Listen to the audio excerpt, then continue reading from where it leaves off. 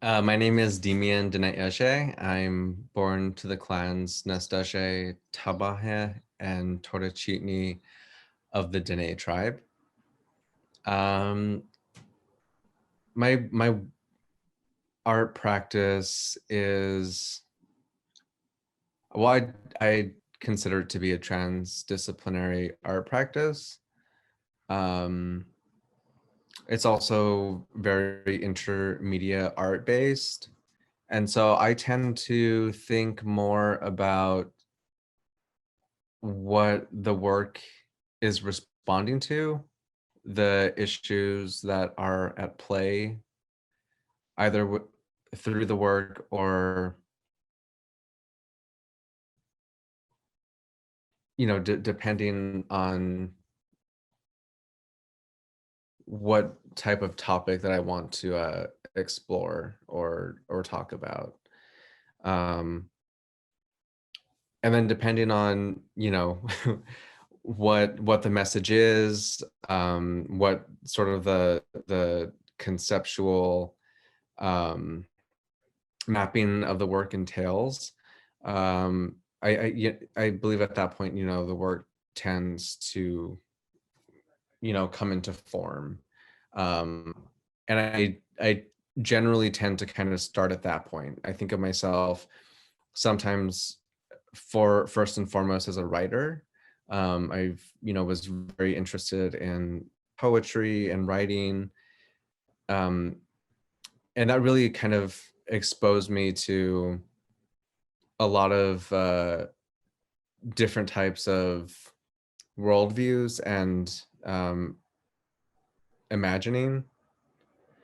Like I think of, like, the book by Audre Lorde, Zami, for example, as like this very beautiful piece of writing that functions, within, the history of literature, like, very successfully.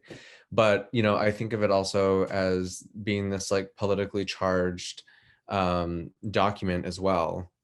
And then, when I started to kind of like look at, when I started to become more interested in writing, I started to look at, writers like Gertrude Stein, who were doing these really interesting things with like structure and with form and repetition and cubism, and bringing in all these other sort of conceptual things that were being explored, during their time. And at that point, I began to realize that writing could be so much more than like just literature, or could be so much more than just relaying information. I think it also, in creating a world, also functions very, very much like a visual art practice. It, is abstract and, to some extent also like very literally representative of object making or object description, as painting or photography. I just think that the way we think about writing also, it kind of takes away from like the mysticism of storytelling, of also the power of like storytelling, of passing on stories throughout the generations. And so, I I think that, when I work in that way, when I first, consider making a piece, it usually almost always starts in a similar process to that process that I've adopted to, to write poetry, to think critically about the history of Indigenous art and the, suppression and oppression of marginalized and hyper marginalized communities. So I think, my work, initially I was really interested in photography and just taking like these really beautiful photographs, black and white photographs, like focusing on like light and composition and shade and darkness. And, I was looking at photographers like Ansel Adams and thinking that was like my main source of inspiration. But then I just got bored of that. Like it served my interest to like a certain degree. Like I realized how beautiful a photograph could be composed. I realized how much a photograph could also be altered like throughout that process. Um, Even just in like simple, techniques as like burning or exposing more light or less light to a certain area, like it still manipulates with the natural scenery. There's like a photograph he has where it's like this moon coming up on over the horizon of a small community in New Mexico, and that just it blew my mind. But when you read more about like his process, you realize that he is making these like early sort of technical alterations that um, physically like obscure the landscape, and even just like the simple gesture of making the sky darker and the clouds much more rich and white. And um anyway, I was interested in that. I thought it was beautiful. I thought that that was a route that I was going to go. But then I started to think more about like, well, where does my interest in photography come from? And my interest in photography comes from family photos. It comes from going through this box and like seeing this history that like predated my existence, of my family, of my relatives, and even the land that surrounded us. um how beautiful and like alien and like weird it looked. um and so then I became more interested in like what that history was and how it related to who I am.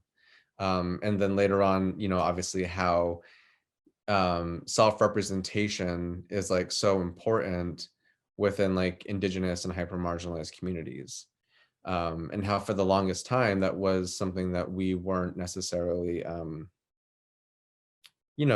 in a position to have any control or power over.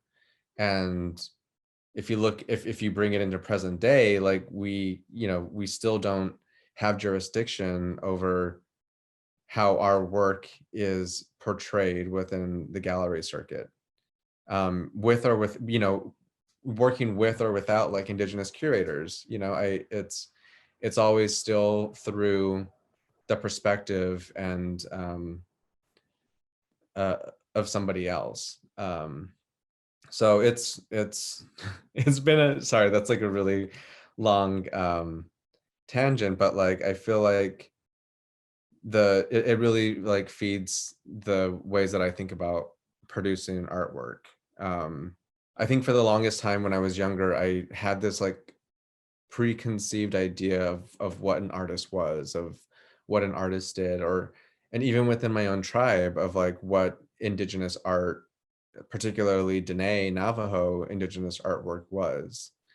Um, and I felt like because I didn't know these traditions, I wasn't introduced to like weaving or being a silversmith or basketry, or any of the other complex practices that are used on the reservation, utilitarian methods, or even like very hardcore artistic methods. I shied away from it. I didn't consider myself to be an indigenous artist because I wasn't weaving, I wasn't making jewelry.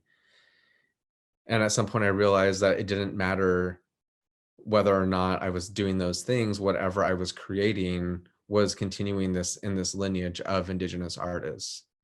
That the way that I work on Photoshop or the way that I compose a poem, they are in the same sort of breath as someone who weaves a rug, as silversmith. Like the same amount of like energy and focus goes into creating these things.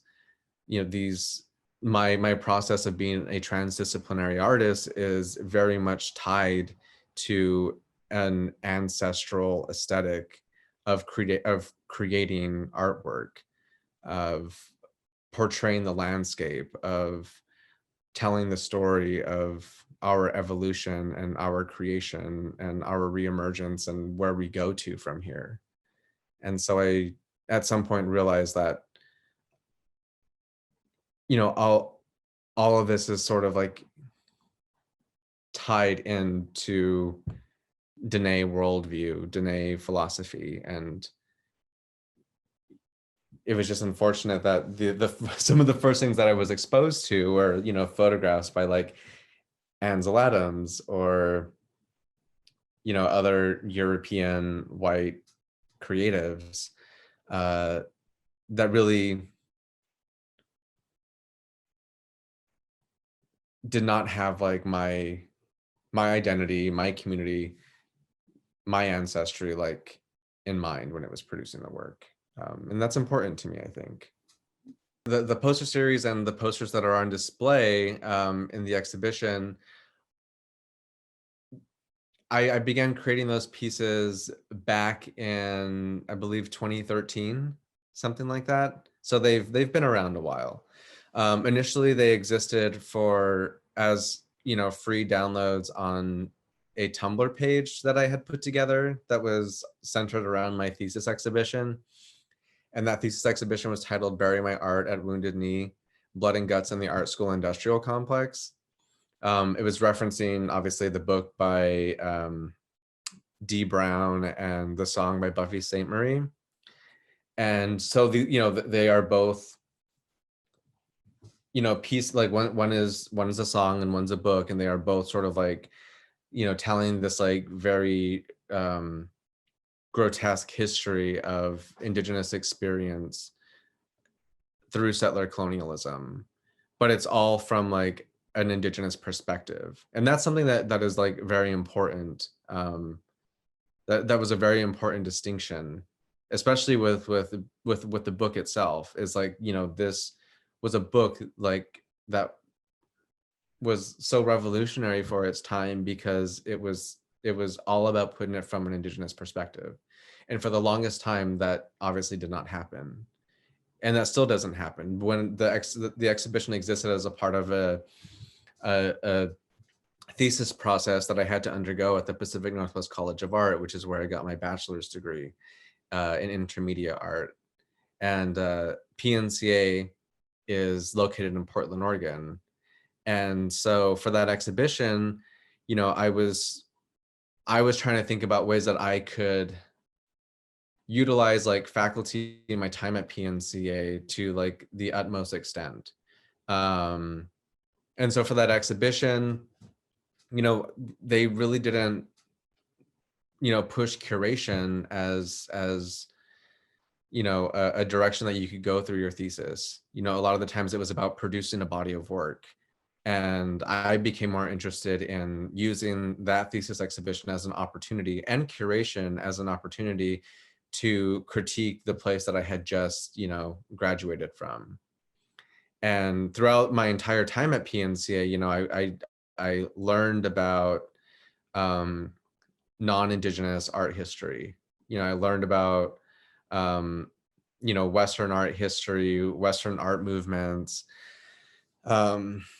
We talked about the construction of masculine archetypes throughout the Americas through people like Walt Whitman, but we didn't talk about masculinity or the destruction of masculinity within Indigenous cultures, and how damaging like Walt Whitman, how looking up and revering someone like Walt Whitman continues to erase like Indigenous masculinity and Indigenous sexuality and Indigenous identity. So yeah, anyway, sorry, I use that exhibition as an opportunity to sort of like, critique where I had just gained all this like valuable information. But also where I was unable to really talk about Indigenous issues. And this continues like outside of, that institution. This continues today in larger institutions around the United States. Curators and board of directors and presidents of institutions and organizations who are not qualified and do not know how to talk about Indigenous art, yet they, have positions that reside in institutions. Sorry, they have positions in institutions that reside on stolen and occupied and colonized Indigenous lands, but yet they are unable to familiarize themselves with our customs and cultures. They, they still tokenize Indigenous cultures. There's still this sort of like universal idea of like what an Indigenous person is. And I know some of that is changing, but it's not changing enough. And it gets to the extent that even in Indigenous institutions perpetuate these ideas as well.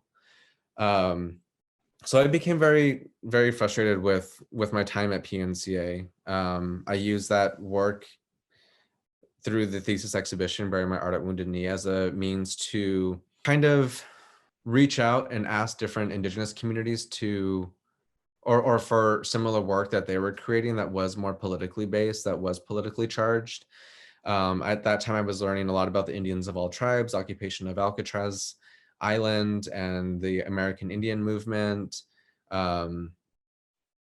And so I was really kind of like digging through the archives and trying to find all these images, these old images of like posters and protest posters. I became really fascinated in looking at like old queer and women's movement and Black civil rights movement, politically charged posters and ephemera. Like even looking like, through the 90s or through the 80s and 90s at some of the work that the AIDS Coalition to Unleash Power ACT UP had done.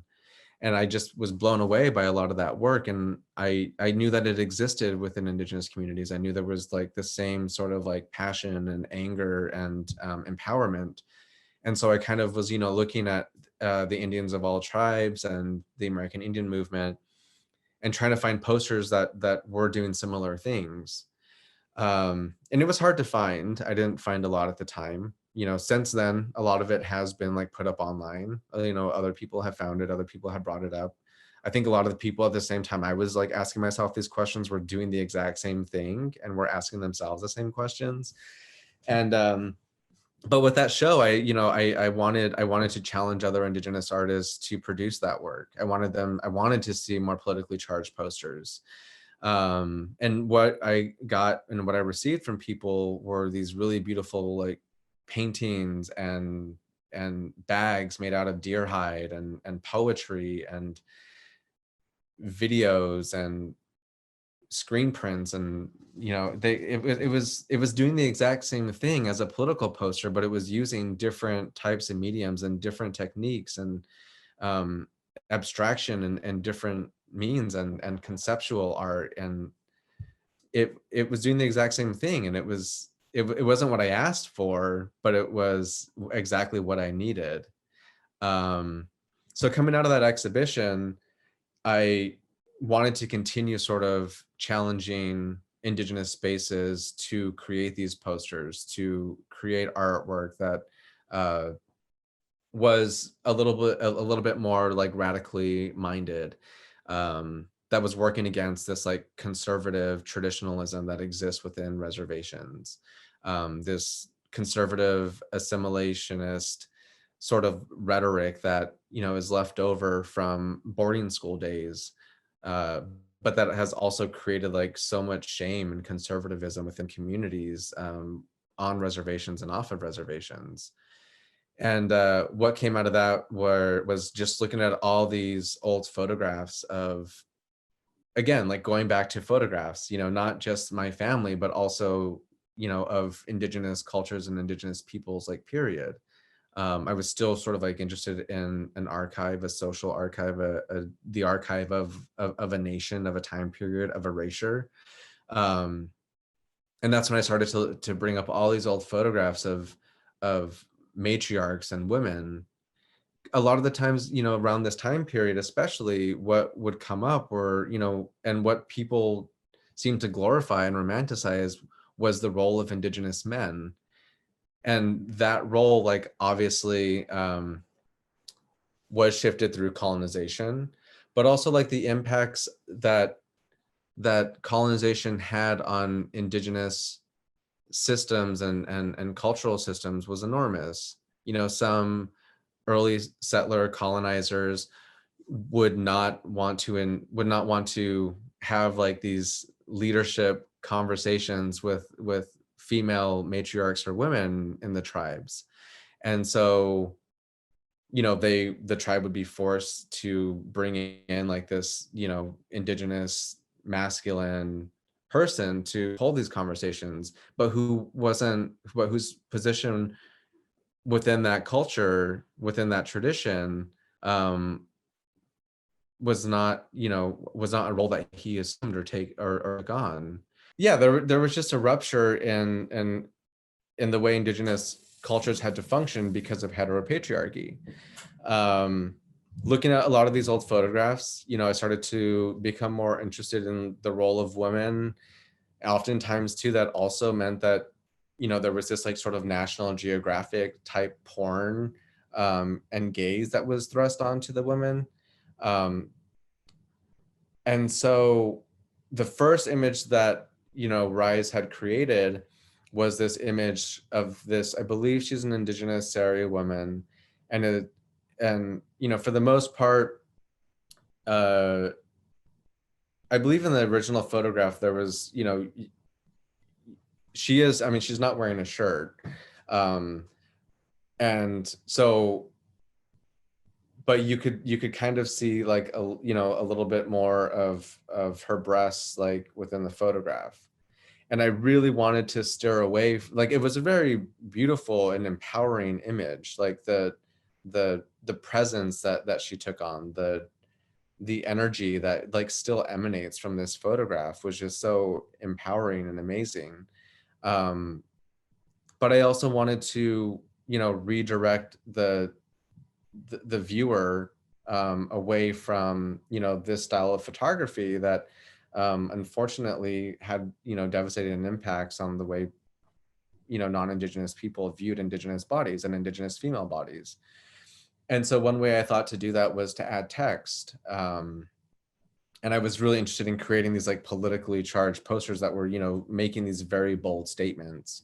And so for that poster, I had added the text "No Wave Feminism," and I was sort of referencing the first, second, third, fourth, so on and so forth waves of feminism that get attributed to feminist history within the United States and or within Western cultures, period. And kind of gets it gets glorified. It doesn't kind of get glorified, but it is glorified. But it is totally dismissive. With this poster, I really wanted to refute these waves of feminism, not as a way to dishonor white feminism and that history of first, second, third, fourth waves of feminism, but as a way to sort of remind non-Indigenous people within, settler, colonial, colonized territories and regions that prior to colonization, and prior to these instances of resistance to patriarchy, there have existed different social structures that didn't necessarily function in the same way. And so with that poster series, I was kind of trying to look back and honor the work that Indigenous women had done previous to settler colonialism, who were revered within their cultures and traditions, but also the Iroquois women who around the same time period, who saw these first, second, third waivers coming in, or all the Indigenous women who saw all these like first, second, third, fourth waivers come in and continue to, but who do not hold space for Indigenous people, who do not hold space for Indigenous Black, Brown communities, Indigenous Black and Brown women, femmes, trans communities. Because that's important to remember, that everything that they have fought for and that we continue to fight for is all completely has all been completely altered and shifted, and oftentimes violently um, misconstrued and ravaged, like through settler colonialism. And so that was one thing that that poster series was aiming to do, was to remind people that you know indigenous feminism, or feminism within the states, pre-existed to settler colonialism, and it was matrilineal, it was matriarchal, it was it and maybe sometimes it wasn't, maybe sometimes it was thinking outside of gender systems, or honoring different gender systems. And that's obviously that also led to the work that we did with the Decolonize Your Love series. And for that for that poster, we focus on Ashtish, who was a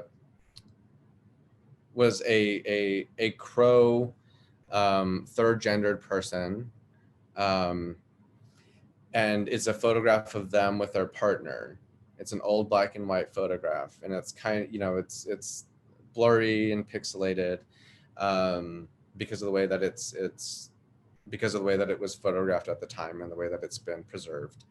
And in the background, there is an inverted photograph of Marsha P. Johnson and Sylvia Rivera marching at the Christopher Street Gay Pride Parade in New York City. And so I really wanted to blend and converge these two histories, and honor both of these histories, both within Indigenous communities, but also within queer communities.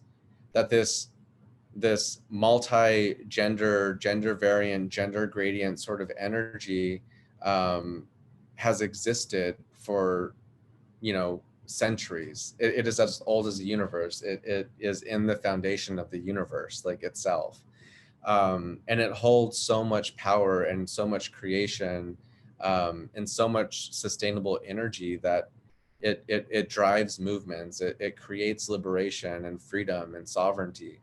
And so that poster is sort of meant to honor this energy, to honor these histories, to honor the resistance and perseverance and resilience of Indigenous, trans, gender gradient, non-binary, two-spiritness, and how all of this creates the necessary dreaming in order to set us on a path toward evolving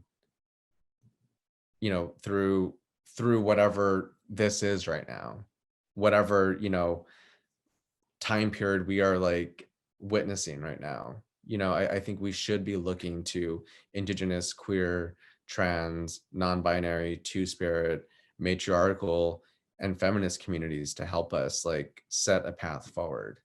And that's what some of that work does. It's about empowering these communities to speak up. It's about providing these really strong visuals that really just disrupt these romanticized preconceived notions of who Indigenous people are, and were, and how how powerful we looked, and how badass and loving and happy we looked.